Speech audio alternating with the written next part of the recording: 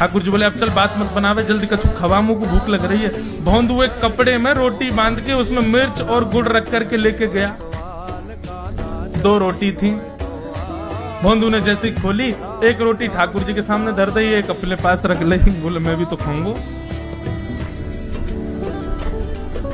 ठाकुर जी ने बढ़िया रोटी ऐसे घुमाई और प्रेम से गुड़ खामे और रोटी पान लगे प्रेम से। और ठाकुर जी तो चप चप करके नेक देर में पा गए। भोंदू तो भूल ही गयो, मुंह खानो भी वो ठाकुर जी को ही देख रहा है। ठाकुर जी बोले और जोर की भूख लगी, ला अपनी रोटी दे दे। भोंदू बोलो मुंह को भी भूख लगी है।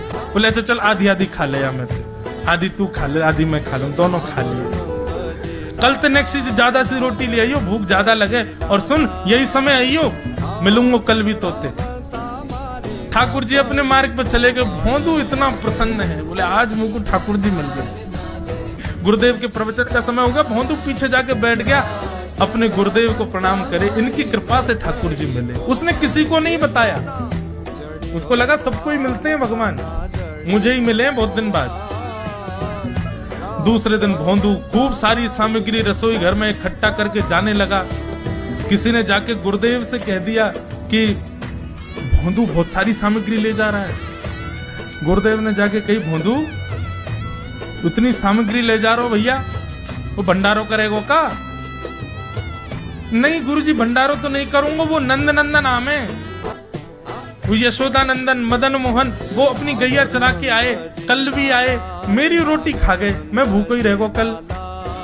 या हमारे ज्यादा सी ले जा रहा हूँ, बेचारे बहुत भूखे आए कल, उनको पेट भर जाएगा, मैं भी पा लूंगा। या हमारे गुरुजी आज ज्यादा सामग्री ले जा रहा हूँ।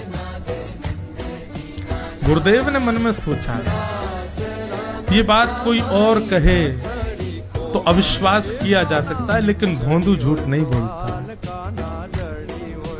भोंदू कभी झूठ नहीं बोलता, भोंदू की बात पर विश्वास करना ही पड़ेगा। गुरुदेव बोले सुन सुन इधर बैठ। ठाकुर जी आए थे? बोले हाँ। अच्छा उनका रूप कैसा था?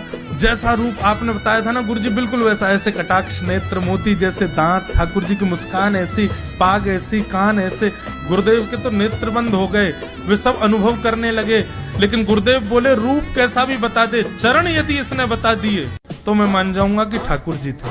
अच्छा तूने चरण देखे? बोले हाँ गुरुजी मैंने चरण देखे। चरण कैसे थे? ठाकुर जी के चरण जब वो चल करके आगे बढ़ते हैं ना तो चिन्ह बन जाते हैं। कहीं ध्वजा बनी थी, कहीं शंख बना था, कहीं कुछ बना था।